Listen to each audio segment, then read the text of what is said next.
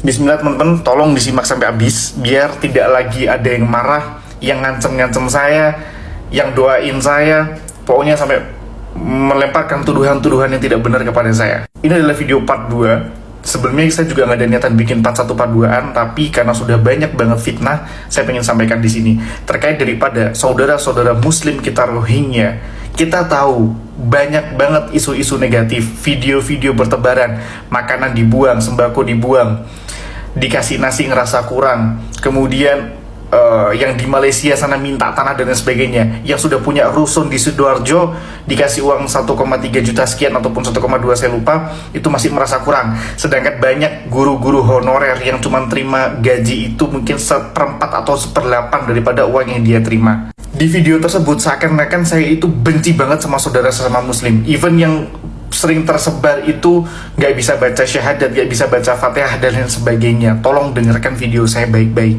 Kalau kalian pahami di video saya sebelumnya, itu saya mengatakan bahwasannya seandainya sifat serakah, sifat tamak, sifat buruk itu terus dipelihara, maka bisa menjadi Indonesia ini terkikis kalau terus-terusan. Maksudnya bagaimana?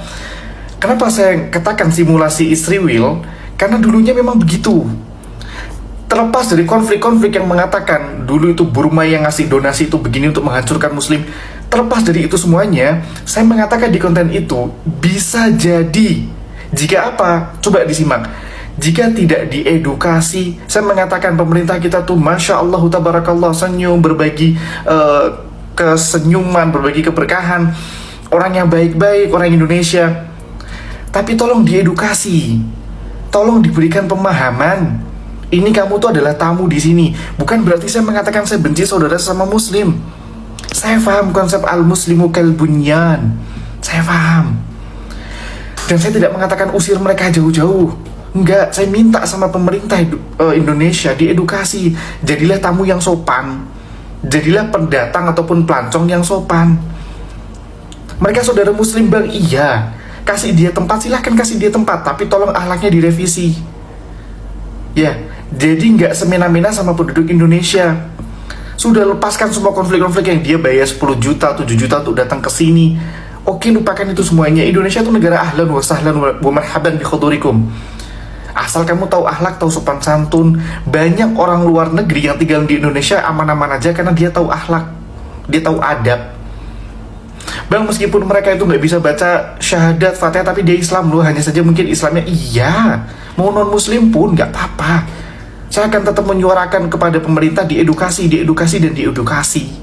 Saya tuh, ya Allah, dituduh macam-macam, kamu jahat lah, statement kamu jahat lah. Kemudian bang, kamu nggak punya hati sama-sama muslim. Saya bikin video, ratusan video yang ada di konten ini, itu untuk saudara muslim saya peduli. Saya katakan jangan belok haram. Jangan posting pacar yang sudah meninggal karena hisapnya makin panjang. Saya peduli, saya cinta, padahal saya bukan keluarganya mereka. Saya peduli. Saya hanya minta kepada teman-teman Rohingya yang punya akhlak, yang punya adab, dan itu tugasnya pemerintah diedukasi. Kalau sampai warga-warga Aceh marah sampai diusir, berarti kan merugikan. Disuruh nampung di rumahnya masing-masing kan gak begitu. Pemerintah harus memberikan solusi terbaik.